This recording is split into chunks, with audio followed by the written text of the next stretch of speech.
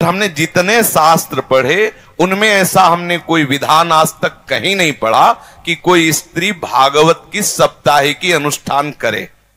कई कारण हैं जिनके कारण वो अनुष्ठान सम्यक रूप से पूर्ण करने का अधिकार नहीं करती। राधे राधे राधे प्रिय भक्तों, मासिक धर्म को लेकर गुरुजनों ने बहुत ही अच्छी बात कही है। मासिक धर्म में क्या करना चाहिए, क्या नहीं करना चाहिए, मासिक धर्म में नाम जप कर सकते हैं या नहीं, पूजा पाठ कर सकते हैं या नहीं, रसोई में जाना चाहिए या नहीं, सब कुछ जानेंगे आज के इस वीडियो में। तो प्रिय भक्तों, वीडियो बहुत ही महत्वपूर्ण होने वाला है, इसलिए वीडियो को अंत तक जरूर देखना। हमने जितने शास्त्र पढ़े उनमें ऐसा हमने कोई विधान आज तक कहीं नहीं पढ़ा कि कोई स्त्री भागवत की साप्ताहिकी अनुष्ठान करे। कई कारण हैं जिनके कारण वो अनुष्ठान सम्यक रूप से पूर्ण करने का अधिकार नहीं रखती। जैसे अनुष्ठान हुआ और वो मासिक धर्म से युक्त हो जाती है, अब वो अनुष्ठान कैसे पूर्ण करेगी?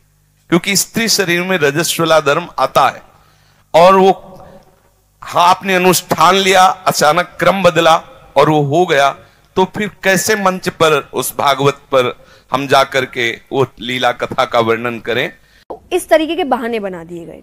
दूसरा, जब आपको बाहर निकलने के लिए कहा जाता है, पहले व्यवस्थाएं वैसी नहीं थी, आज सब कुछ है। चाहे आप पैड्स ले लीजिए, आप और भी कई तरीके की अच्छी चीजें, सब आप नॉर्मली वर्क कर सकते हो। पहले कुछ भी नहीं था, तो पहले क्या करें? तो आपको घर के अंदर ही बंद रहना पड़ता था। आप जिस तरह के कपड़े इस्तेमाल करते थे, तो ऐसे रीजंस थे नहीं करने के। बीच वाले आके काम खराब करते हैं। इतना शुरुआत जिसने की उसने एक अच्छे रीजन से की, बीच वाला आके काम बिगाड़ देता है। उसने बिगाड़ दिया ये बोल के अछूत है, ये है, वो है। भाई 9 महीने एक लड़की जब बच्चा पैदा कर रही होती है वो पीरियड से नहीं होती है, और कहा भी जाता है ना कि बच्चे को खून से सींचा है। 9 महीने उसको पीरियड्स नहीं आ रहे, उस खून का इस्तेमाल तो हो रहा है ना बच्चे को सींचने में। अगर आपको लग रहा है वो खून इम्प्योर है, आप में से जितने हम सब बैठे सब इम्प्योर है, उसी खून से सबको सींचा गया है, इसलिए वो 9 महीने नहीं हुई। बाकी जो लास्ट में बचता है वो नेक्स्ट 40 दिन में निकल जाता है, तो इम्प्योर तो हो ही नहीं सकता। द्रौपदी जी के लिए वो उस वक्त रजस्वला अवस्था में थी जब भगवान आए। भगवान ने टच करने से पहले नहीं सोचा कि रजस्वला अवस्था में है। आप और हम कौन होते हैं सोचने वाले, ये मत करो वो मत करो। तो ये बातें बनाई गई। पहले रीजन अलग थे, सेफ्टी पर्पस था, आराम के लिए था, खान पान का पर्पस था। अब ये सब नहीं है। गांव का एक बच्चा जानता है इस बात को कि जब स्त्री का अपना धर्म हो तो विश्राम करे, पूजा, रसोई, अनुष्ठान इनसे दूर रहे, ये विधान है। अब यहां उदाहरण दिया जाएगा कि द्रौपदी जिस समय रजस्वला थी उस समय भगवान समा गए। अरे ओ, क्या स्थिति थी द्रौपदी की उस समय? उसकी साड़ी उतारी जा रही तो भगवान ये सोचेंगे रजस्वला है, तुम्हारी कौन साड़ी उतार रहा है इस टाइम? उस समय द्रौपदी की जो कंडीशन है, भगवान है वो तुम्हारी तरह मेरी तरह नहीं है।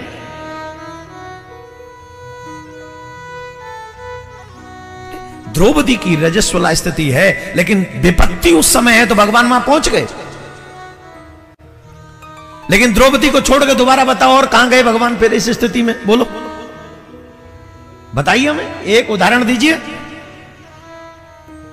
एक तो भक्त पे विपत्ति आ गई इसलिए भगवान दौड़े। दूसरा उदाहरण, उसी रक्त से मनुष्य का जन्म होता है, निर्माण होता है। ये प्रकृति का नियम है, मेरा और तुम्हारा नहीं है।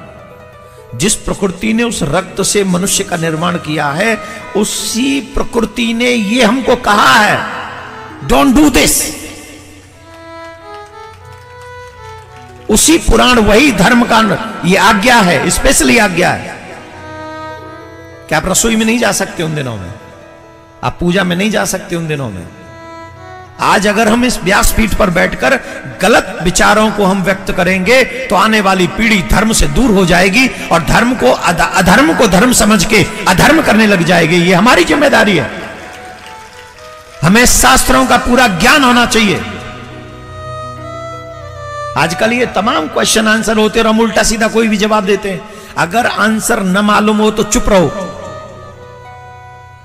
लेकिन अधर्म को धर्म बना के साबित मत करो। इससे बहुत बड़ा फर्क पड़ेगा।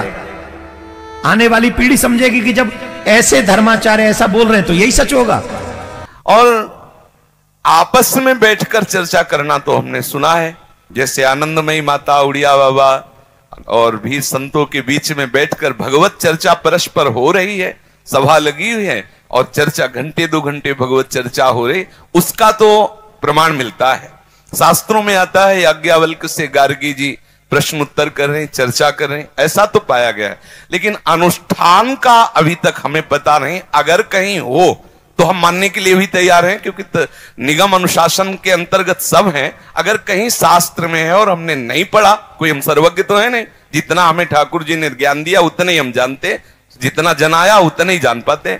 अगर कोई ऐसा शास्त्र है जिसे हमने नहीं पढ़ा और उसमें अनुमति दी जाती है, तो अभी तक हमने ऐसा पढ़ा नहीं है और ऐसा हमने कभी गुरुजनों से सुना भी नहीं है। इसलिए मुझे ऐसा लगता है कि माताओं बहनों को भागवत का साप्ताहिक अनुष्ठान नहीं करना चाहिए। चर्चा करने का तो अधिकार है, भगवत लीला गुणानुवाद का अधिकार है। हम जैसे अपने लोग चर्चा कर रहे हैं ऐसे वो बैठ के चर्चा कर सकते हैं, संत सभा में बैठकर भगवत यश गान कर। लेकिन अनुष्ठान साप्ताहिकी का निषेध है, ऐसा हमने शास्त्रों में कहीं नहीं प्रमाण पाया कि कोई भी स्त्री शरीरधारी मंच पर बैठकर साप्ताहिकी का अनुष्ठान करे। अब उसका परिणाम क्या होता है ये तो सर्वज्ञ भगवान जाने। उसका परिणाम क्या होता है इतना जरूर हम कह सकते हैं कि अमंगल तो होगा नहीं, क्योंकि भगवत चर्चा करने वाले का अमंगल नहीं हो सकता, ये तो पक्का है। ये बात जरूर है कि वो अनुष्ठान मंच का विधान नहीं हमने पढ़ा है, लेकिन ये जरूर है कि कैसे भी किसी भी तरह से भगवत यश श्रवण या कथन किया जाए उसका अमंगल नहीं हो सकता, ये हम बता रहे हैं। परिणाम क्या होगा ठाकुर जी जाने, क्योंकि वो परिणाम का ठीक निर्णय वही धर्म का कर सकते हैं। अपनी भावना से इतना जानते कि मंगल भवन का यश गाने वाले का कभी अमंगल नहीं हो सकता है। हाँ, ये नहीं करना चाहिए ऐसा शास्त्र में प्रमाण है कि इन कई कारण हैं ऐसे जिससे वो अनुष्ठान नहीं किया जा सकता। अगर कोई ऐसा हमें प्रमाण दिखा दे तो हमें उसमें कोई परेशानी नहीं। आपने प्रश्न किया, इसलिए शास्त्रीय विधान ऐसा है कि स्त्री साप्ताहिकी भागवत का अनुष्ठान नहीं कर सकती। तात्पर्य मासिक धर्म में, शौच में नहीं। अगर आप लेटरिन गए हैं तो आपको पवित्र होना है, उस समय नाम जप करो राधा वल्लभ श्री हरिवंश। कपड़े पवित्र, शरीर पवित्र, तब। अब जैसे मासिक धर्म में माताएं बहनें कई दिन का ये होता है तो पवित्र कपड़े आदि पहने हुए हैं, अंदर ही अंदर जप सकती, बाहर कोई माला से या ठाकुर सेवा आदि के लिए 3 दिन तो निषेध ही रहता है। तो अगर आपका तात्पर्य मासिक धर्म से है तो कर सकती हैं, अगर आपका तात्पर्य लेटरिन आदि की अपवित्रता से है तो नहीं कर सकते। उस समय नाम जप करो, 15-20 मिनट नाम जप करते हुए अपना जो दिनचर्या में शौच आदि की पवित्रता है उतने ही वस्त्र पहनो जितने धो सकते हो।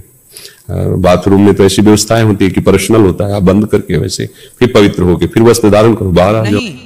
जब आपका मासिक धर्म आए उस समय भी आप भगवान को स्पर्श नहीं करना, पर भगवान का नाम तो जपते ही रहना है।